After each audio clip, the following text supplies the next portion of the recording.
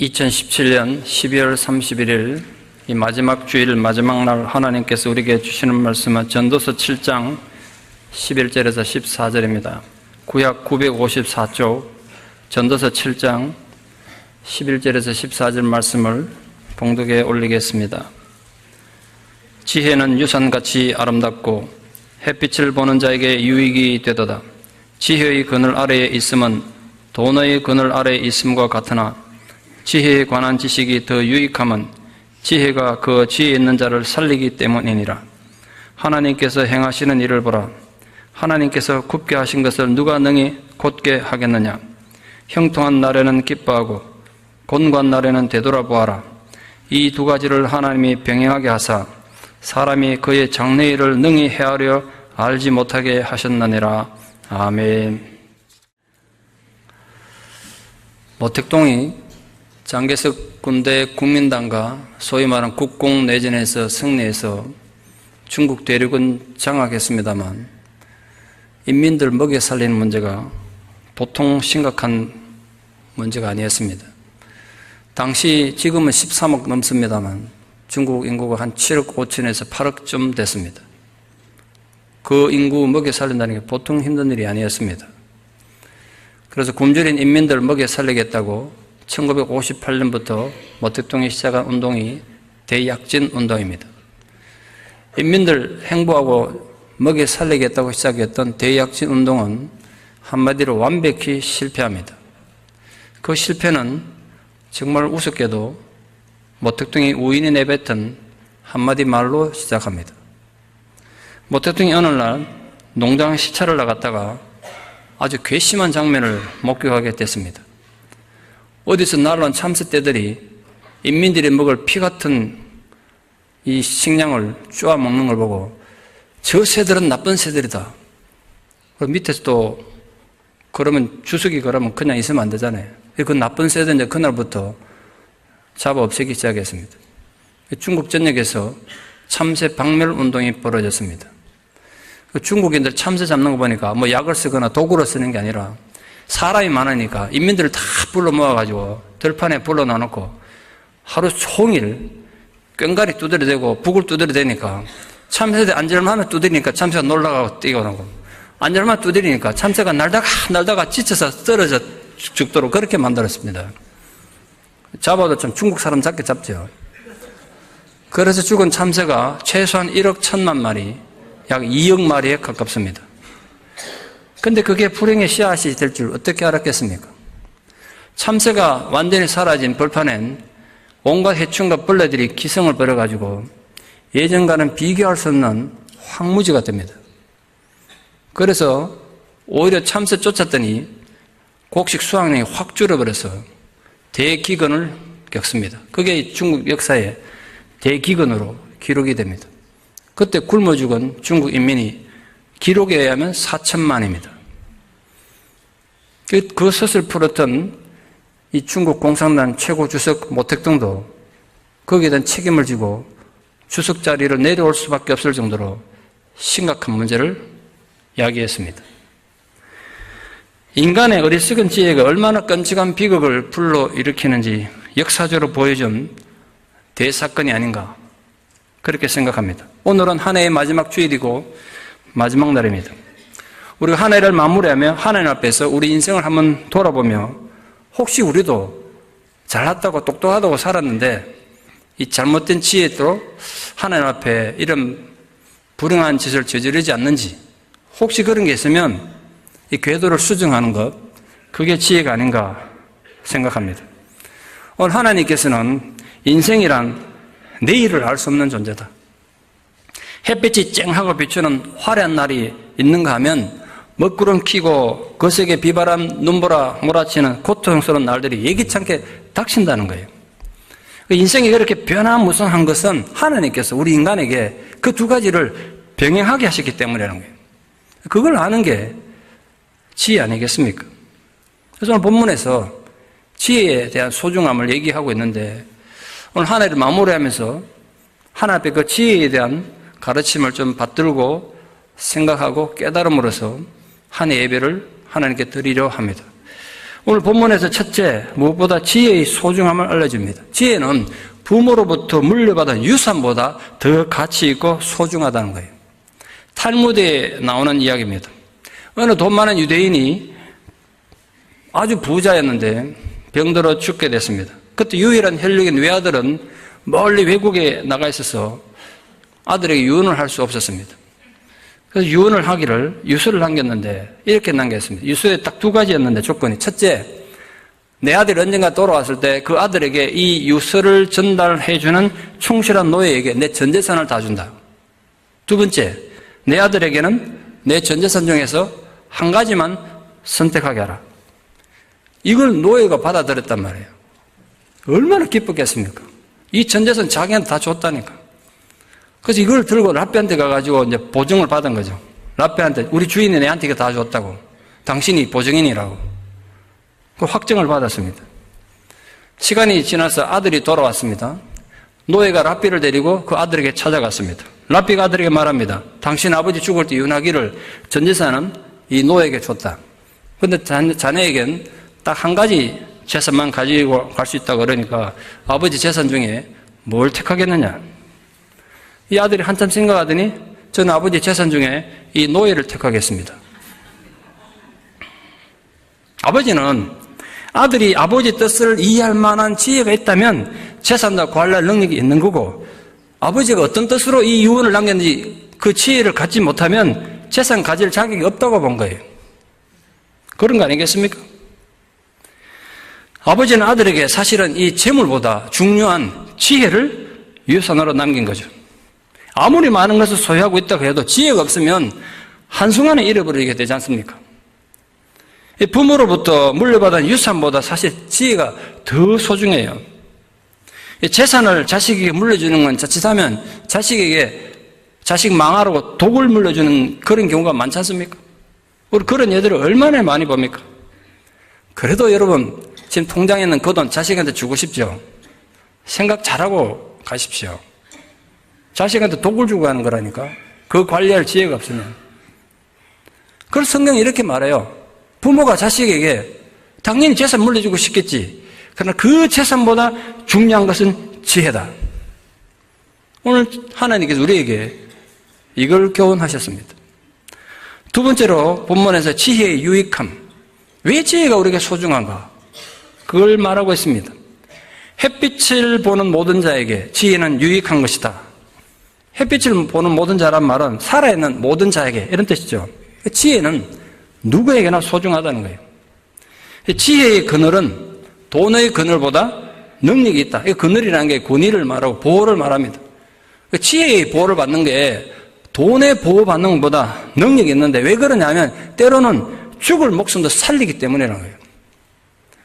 오래전 아라비아의 한 칼리프에게, 칼리프는 회교도 국가의 왕을 말합니다. 그 칼리프에게 어렸을 때부터 시종을 들던 한 시종이 있었습니다. 근데 이 시종에게 왕이 항상 말했습니다. 내 방에 있는 저 항아리는 중국에서 가져온 정말 귀한 거니까 절대로 손대서도 안 되고 너 그거 궁금해하지도 마라. 그런데 어느 날 왕이 자리를 비운 그때 이 시종이 그 항아리가 너무 궁금했습니다. 보고 싶어서 갖고 놀다가 깨버렸습니다. 왕이 얼마나 화가 났겠습니까? 절대로 그거 만지지 마라 그러는데 그 귀한 보물을 깨뜨렸으니 당장 죽이라고 명령을 내렸습니다. 근데 죽이라고 명령을 내려놓고 보니까 그 시종이 어릴 때부터 자기한테 충성스럽게 시종을 잘 들은 것이 생각이 나서 죽기 전에 마지막 소원 하나는 들어주고 싶은 그런 긍휼한 마음이 생겼습니다. 그 죽기 전에 그 시종을 불러서 내가 죽기 전에 내 예정을 생각해서 너에게 마지막 소원 하나는 들어주겠다. 너 어떻게 죽고 싶은지 이 모래시계 모래가 다 흘러내리기 전에 결정하고 대답해라. 그럼 모래시계를 갖다 놨습니다. 시종은 모래시계 모래가 다 내려갈 때까지 아무 말 하고 가만히 있었습니다. 이었고 모래가 다 빠져나가고 난 뒤에 칼리파가 물었습니다. 이제 결정을 내렸는가? 네 마지막 소원이 뭐냐? 시종이 이렇게 대답합니다. 예, 전하, 저는 늙어서 죽고 싶습니다. 하나님이 주신 지혜, 하나님을 경외하며 신앙함으로 얻는 지혜는 인간으로 하여금 파멸의 길을 향하는 걸 막아주고 생명의 길로 인도하기 때문에 중요하다는 거예요. 그냥 우리 똑똑해지기 위해서 지혜를 가진 것이 아니라 그 지혜가 하나님으로부터 발견한 그 지혜가 죽느냐 사느냐 갈림길에서 생명을 보장해 주기 때문에 지혜는 소중한 것이라는 거예요. 또한 지혜는 하나님의 행하시는 일들을 이해하게 하기 때문에 유익한 것이다. 지혜는 하나님의 섭리를 불평하는 자들에게 진정 우리 자신의 판단이 옳은지 주의 깊게 살펴볼 것을 오늘 본문이 강력히 권고합니다. 우리는 흔히 내 가는 길이 옳고 내 생각이 옳다고 큰소리치고 불평하지만 정말 그게 하나님 앞에 옳은 건지 한번 냉정히 생각해보는 게 지혜란 거예요. 여러분, 불평하는 거 자유고 시험 드는 거 여러분 선택이 자유시지만 정말 그것이 하나님 앞에 정당한 것인지 돌아보는 게 지혜예요. 여러분, 시험 드는 게 정당한 거 절대로 안 해요. 하나님 앞에 그걸 돌아봐야 된다는 거예요, 본문이. 그래서 하나님 이렇게 표현하고 있습니다. 하나님이 굽게 하신 것을 누가 능히 곱게 하겠느냐. 하나님이 굽게 한다는 건 우리가 살면서 마주치게 되는 여러 가지 환난과 시련을 상징합니다. 그 시련을 당하지 않으려고 억지를 부리거나 그 고난 앞에서 하나님의 섭리는 외면한 채 불평만 하고 시험에만 드는 건 어리석은 거란 거예요. 하나님이 어떤 한 개인의 삶을 굳게 하시고 환난을 주셨다면 선하신 하나님 앞에는 그 환난조차도 분명히 하나님의 기쁘신 계획과 섭리의 한 부분이 분명하기 때문에 그렇다는 거예요. 여러분 한번 생각해 보십시오. 하나님의 결정을 어찌 인간이 변경할 수 있겠어요? 하나님의 권능 앞에 인간이 얼마나 무력한 존재인가 우리 그걸 깨닫지 않습니까? 여러분 하나님께서 우리 인생을 네가 너에게 보니까 이런 고난이 좀 필요하겠구나 그래서 고난 가운데 두셨어요. 그럼 누가 그걸 받겠냐 말이에요. 하나님 지금 내 인생을 주무리고 만져서 훈련하고 있다고 고난 가운데 그걸 어떻게 맡겠냐 말이에요. 오늘 그걸 얘기하잖아요. 그걸 아는 게 지혜라니까요. 하나님께서 세상의 모든 일들을 작정하고 주관하고 계심으로 성급하게 하나님 역사에 대항하거나 거역하지 말고 순응하는 게 지혜라는 거예요. 비록 우리가 다 이해할 수는 없지만 이 세상에서 일어나는 모든 일의 그 바탕에는 하나님의 아버지의 주권적 개입과 허용이 있다. 비록 우리 눈에는 악해 보이고 모순되게 보이는 일들이 많은 게 사실이죠. 우리가 하나님의 섭리를 다 이해하고 동의된다면 하나님은 그래서 이랬군요. 다 이해된다면 그런 일들만 우리에게 일어나고 그런 일들만 우리 신앙의 전부라면 하나님의 수준이 우리보다 낮거나 기껏 해봐야 그냥 우리 같은 어리석은 존재 아니겠습니까? 근데 하나님 어떻게 그런 분이 있겠느냐? 이건 본문에 그래 얘기하는 거예요. 세상에 살다 보면 우리가 이해하지 못할 일들이 굉장히 많다 말이에요. 그때 하나님을 생각하는 걸 지혜란 거예요. 영국에 살던 두 아이의 엄마의 36살인 샬롯 키틀리가 최근에 세상을 떴습니다.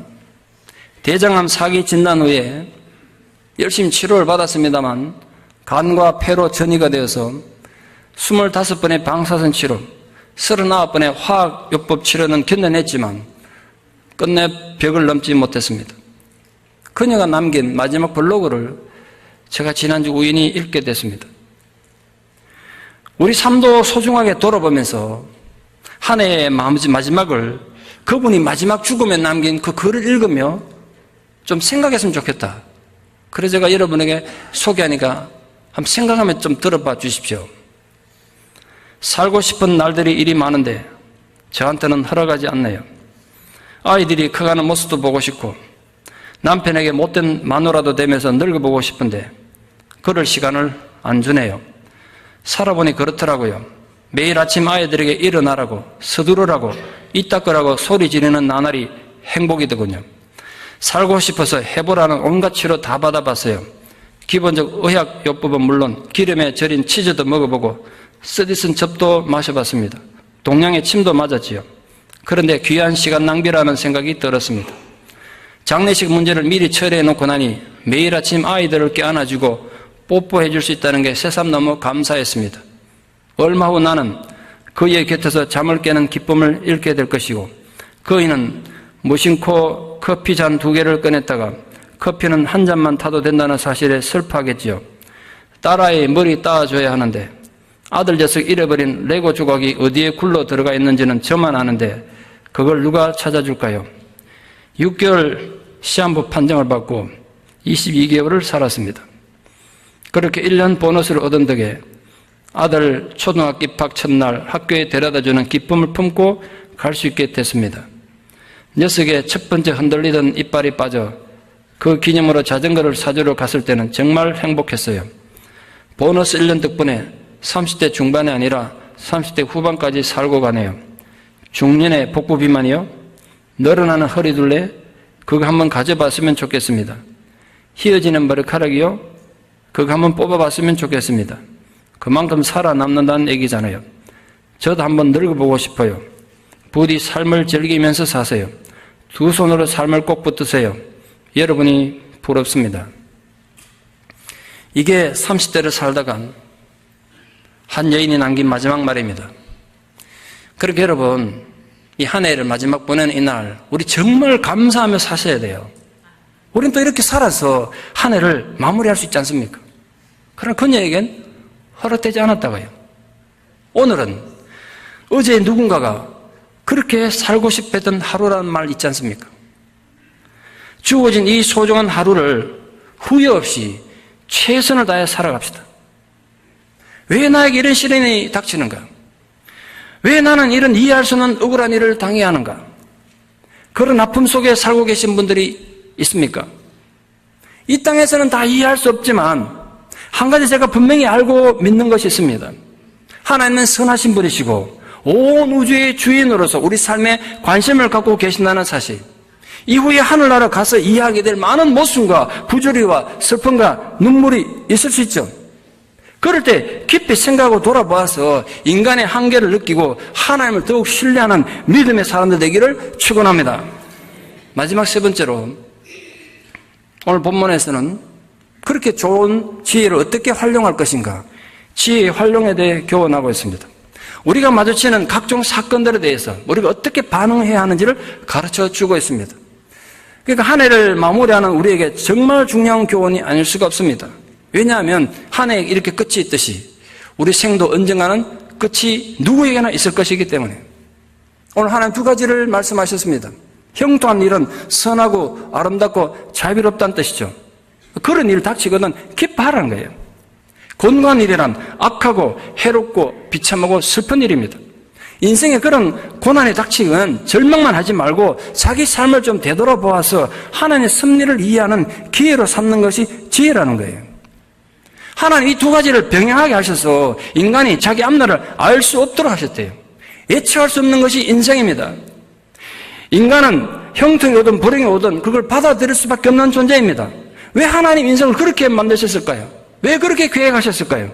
오직 하나님께서 순종하면서 하루하루를 성실히 살아가는 삶의 소중함을 가르쳐 주시기 위해서입니다. 기쁨과 슬픔이 교차되는 이 인생의 불확실성에서 인간은 자신의 불안정성을 깨닫고 하나님의 절대적 주권을 인정하는 것이 지혜라는 거예요. 미래는 결코 인간의 손에 달려있는 게 아닙니다. 인간은 자신의 미래를 예측할 수 없는 연약한 존재임을 깨닫고 전적으로 하나님을 신뢰하는 그 믿음으로 마지막 순간까지 최선을 다해 충성하며 살아야 되는 것입니다. 5년 전 암이 발견돼서 큰 수술을 했던 50대 중반의 한 장로님을 알고 있습니다. 물론 저희 교회 장로는 아닙니다. 저한테 인생 상담도 하고 신앙 상담도 하시는 좀 멀리 계신 장로님입니다. 근데 그 장로님 최근에 다시 암이 재발해서 큰 수술해서 병원에 아주 오랫동안 입원하셔야 했습니다. 최근에 퇴원하셨는데 퇴원한 뒤에 우연히 KBS 1TV에서 스페셜로 방영된 그 어떤 스토리를 보고 자기 느낌과 그 스토리 추격한 걸 저한테 동영상으로 이메일로 보내오셨어요. 그 스토리를 간단히 소개하면 이런 겁니다. 갓난아기를 막 출산한 30대 젊은 부부가, 이 부부가 동시에 둘 다 암에 걸린 겁니다. 아내는 림프종 혈액암 사기고 남편은 대장암 사기입니다. 이들은 누구보다 열심히 하나님 믿으면서 성실하게 살던 하나님 사람들이었습니다. 그런데 왜 그런 시련이 이들에게 닥쳤을까요? 그들은 투병 중에도 하나님에 대한 견과 믿음을 우뚝 서는 그런 과정을 이 기독교 방송도 아닌 KBS 1TV에서 이걸 방송했다는 데 대해서 제가 놀랍기도 하고 굉장히 고맙게 생각이 되더라고요. 요즘 교회가 얼마나 많이 세상에서 비판을 받고 있습니까? 그런데 이런 분들의 그 신앙의 이 굳건한 모습들이 세상에 그래도 신앙에 대해서, 교회에 대해서 아주 얼마나 긍정적으로 영향을 줄까 생각하면서 참 고마운 마음이 많이 들었습니다. 하나님이 왜 이런 시련을 주시는가? 부부는 성경에 나오는 역경의 조상들의 삶을 돌아보면서 이 자신들 상황에 대한 의미를 계속 묻습니다. 암이 문제가 아니라 그 암을 통해서 하나님께서 우리에게 무엇을 말씀하시려고 하는가? 거기에 두 사람이 집중하고 있습니다. 한 해를 마무리하는 오늘, 하나님이 우리 삶의 축복과 고난, 행복과 불행을 병행하게 하신 의도를 오늘 본문을 좀 생각하면서 함께 그 영상을 보고 좀 은혜를 나누었으면 좋겠습니다. 이번에 나눈 대화가 오늘 제가 여러분에게 설교하려는 내용이 너무나 일치해서 함께 그 영상을 먼저 좀 보겠습니다. 한 14분 정도 시간이 걸릴 겁니다. 전 그분들 이름도 모르고 얼굴을 본 적 없기 때문에 누군지 모르는 그 제3자에게도 우리에게 참 감동과 도전을 주지 않습니까? 내가 집사님으로부터 이 집안 얘기를 예전부터 듣고 함께 참 눈물로 많이 기도하고 함께 참 전화기로 많이 울고 그랬었는데요. 보다 보니까 그분들일지도 모르겠다는 생각이 들어 제가 전화를 했어요. 집사님한테. 혹시 오빠 성함이 이관이시냐고. 맞다 그러더라고요. 제가 이분들 신앙적인 도전을 보고 남다른 감동을 받았어요. 그래서 설교 준비하다가 집사님 동의를 얻어서 여러분과 그 마음을 좀 나누고 싶었습니다. 좀 아픈 건 아버님이 몇 년 전부터 지금 뇌졸중으로 쓰러지셔가지고 식물인간으로 몇 년째 계세요. 그러니까 어머님이 남편 그런 상황에 아들이 말기암 사기라 그러지, 며느리도 암이라 그러지. 그러니까 그게 너무 힘드셨던 것 같아요. 따님 결혼식 때 두 분이 오셨다가 그 아버님 돌아가셔서 저한테 장문의 편지를 우리 교회에 와서 보고 예배드리고 했던 소감을 저한테 주셨거든요. 근데 그런 거 생각하면 참 마음이 너무 아프더라고요. 최근에 또 이렇게 치료 중인 걸 제가 동영상을 봤는데 여러분 계속해 좀 기도해 주시기를 부탁합니다. 제게 이 영상을 보내주신 장로님도 지금 아직 암으로 투병 중이니까 본인도 이 화면 보고 생각이 많으셨겠죠. 제게 이메일을 이렇게 보내주셨는데 좀 요약해서 말씀드리겠습니다. 이 방송을 보고 나는 생각하게 됐습니다. 나는 하나님을 의지하고 있는가? 인간이란 궁지에 몰리면 하나님을 찾기보다는 인간적으로 할 수 있는 모든 것을 찾아다닙니다. 모든 방법을 찾아다니죠. 인간으로서 할 도리를 다한다는 말로 포장할 수도 있겠지만 진정으로 하나님을 신뢰하는 것인지 내가 원하는 것을 단지 하나님을 통해서 얻으려고 하는 이기심은 아닐까요? 그동안 많은 책을 읽고 하나님에 대해 나름대로 이해한다고 자부했지만 그 모든 교만이 무너지고 무한하시고 불가해하신 하나님을 고백하게 됩니다. 이것이 나를 궁지에 몰아넣으시는 하나님 의도가 아닐까요? 고난이나 슬픔을 당했을 때 단지 슬퍼하거나 낙심만 할 것이 아니라 그 고난 속에 진주처럼 숨겨져 있는 하나님 뜻을 생각하는 것이 진정으로 지혜의 가치고 의미입니다. 물론 제가 여러분에게 소망 없이 희망 없이 자포자기 하면서 요행을 바라며 미래를 기다리라는 건 결코 아닙니다. 오늘 우리가 읽은 이 전도서라는 성경은 솔로몬이 썼습니다. 아시다시피 솔로몬은 이 지상에 존재했던 모든 왕들 중에 가장 부귀영화를 많이 누렸던 왕입니다. 그러나 그가 전도서 쓴 이유는 이거예요. 자기가 세상에서 가장 부귀영화를 많이 누린 왕이었지만 하나님 없이 하나님과 관계가 잘못되고 나니까 그 부귀영화 아무것도 아니더란 거예요.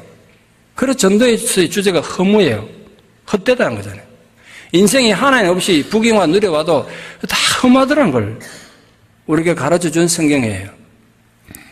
한때 한국 최고의 유명한 연예인이고 개그맨이었던 한 사람이 자신의 그 아파트 최상층의 펜트하우스에 후배들을 초청했습니다. 그 사람 제 대학생 때 우리 학교 축제 때 와서 사회해줬던 분이라 저는 굉장히 잘 알고 있어요. 펜트하우스는 아시다시피 여러분 아파트 한 층 전체를 터요. 그게 두 채든 세 채든 터고 위로도 올라가서 두 개 층을 하나로 만든 집이에요. 그러니까 최소한 아파트 4채가 된 거예요. 요즘 서울 아파트 한 채 값이 20, 30억 한다니까 그 집 한 채 100억이 넘는 거예요. 이거 어마어마한 집이죠. 아파트가 실내 아파트 2층으로 이렇게 돼 있더라고요. 아래 2층 텄으니까. 후배들이 가서 보니까 선배가 이런 대단한 집에 대구 같은 집에 살고 있으니까 얼마나 부럽겠습니까? 그 여러 명 후배들이 와, 형 너무 좋겠습니다. 너무 부러워요. 이러니까 그분이 굉장히 중요한 얘기를 하더라고요. 그 후배들 앉혀놓고 이렇게 말했어요. 너희들 잘 들어봐. 나는 어릴 때 굉장히 가난하게 자랐어. 부모님이 가난해서 너무너무 가난해서 돈 많이 벌고 성공하고 싶어서 내가 이 펜트하우스 사고 몇 달 걸려서 이거 막 인테리어하고 할 때는 내가 내 꿈을 이룬 줄 알고 내가 성공한 줄 알았어. 그런데 아니 너희들 이건 껍데기에 불과해. 살아보니까 껍데기더란 거예요. 우리 딸아이도 아주 좋아하는 유명 아이돌 그룹 출신의 가수가 지난주에 스스로 목숨을 끊었습니다. 그는 직접 작곡도 하고 프로듀서 작업을 직접 할 정도로 누구보다도 재능도 많아가지고 제가 누군지 몰랐다 이번에 사진을 보니까 누구나 부러워할 정도로 아주 인물도 잘생겼더라고요. 아주 외모도 잘생긴 성공한 가수가 되었지만 너무 외롭고 견디기 힘든다는 유서를 누나에게 남기고 스스로 목숨을 끊었습니다. 근데 그 사건을 보고 또 다른 유명한 아이돌 가수가 그 아픔을 남긴 글을 신문에서 읽고 제가 마음이 참 아팠어요. 그 유명한 아이들에게 정말 유명한 세계적으로 유명한 아이돌 그룹 가수인데 이렇게 얘기했더라고요. 자신이 무대에서 공연하면서 관중들에게 환호를 받을 때 그래서 몇만 명 모여서 막 환호할 때는 정말 세상 날아갈 것처럼 세상이 전부 내 것 같은데 공연 끝나고 그 호텔, 그것도 그냥 호텔이 아니라 스위트룸이면 하룻밤에 몇백만 번 한다는데 몇백만 원 그 호텔방에 다 가 있으면 너무너무 외롭고 무서운 생각이 든다는 거예요. 조금 전까지만 해도 내가 환호하는 군중 가운데 있으면 지금 혼자야. 그 환호하는 무대를 호텔로 가져올 수는 없지 않습니까? 그 무대에서 환호받는 건 그건 한순간인데, 그건 헛된 껍데기인데, 그걸 모르니까 이 애들이 공허해하고, 무서워하고, 두려워하고, 외로워하더라는 거예요. 오늘 본문은 한 해의 마지막을 보내는 우리들에게 삶의 기초에 대한 지혜를 가르쳐주는 소중한 말씀입니다.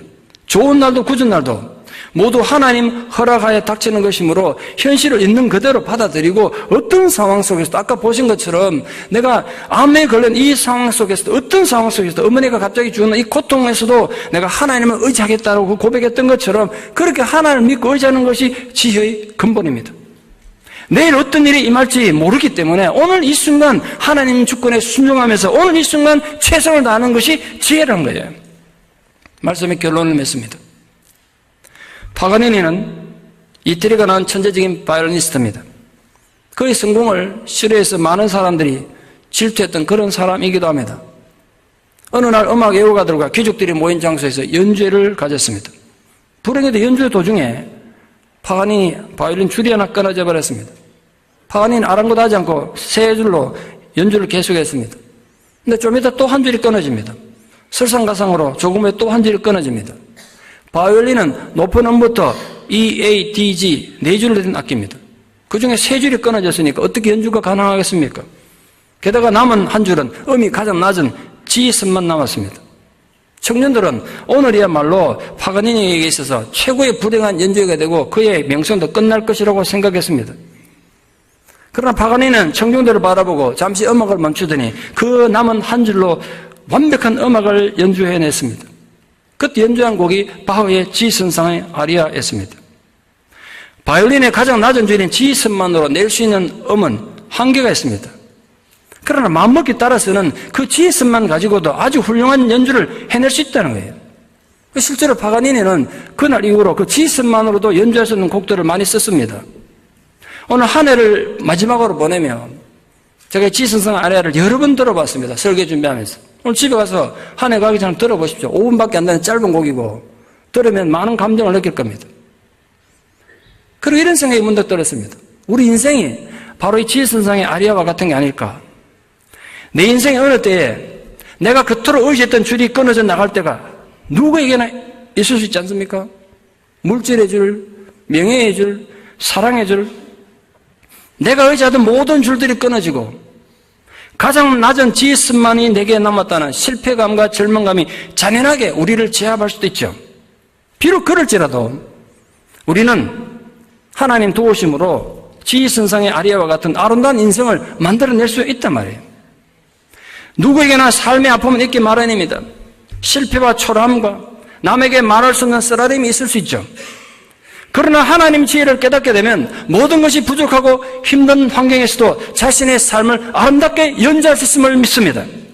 하나님께서는 우리 인생을 형통한 날과 곤고한 날, 기쁨과 슬픔, 성공과 실패를 병행하게 하셨다고 말씀하셨습니다. 그래서 누구라도 함부로 자기 인생을 속단할 수 없게 하셨습니다. 여러분이 대단한 성공을 가졌다고 해서 그게 전부가 아니고 지금 여러분이 끔찍한 실패를 겪었다고 해도 그게 다가 아니란 거예요.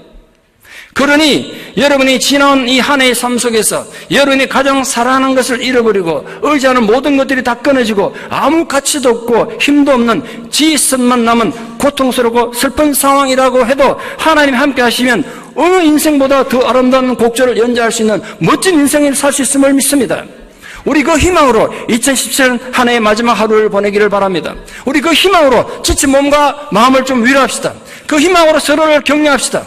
그 소망으로 다시 내일에 대한 기대를 가져봅시다. 사랑하는 성도 여러분, 올 한 해 정말 수고 많으셨습니다. 하나의 위로가 여러분이 함께하기를 진심으로 축원합니다. 기도드리겠습니다. 아버지 하나님, 오직 하나님 은혜로 또 이렇게 한 해를 살았습니다. 아름답지도 못하고 향기롭지도 못한 우리 삶이었지만 하나님 은혜로 살게 된 것을 진실로 고백합니다. 우리 삶에 많은 상실이 있고 끊어진 아픔들이 있었지만 그래도 하나님 우리와 함께 하시면 그 하나님 주신 지혜로 말미암아 우리 인생도 아름답게 연주될 수 있음을 믿습니다.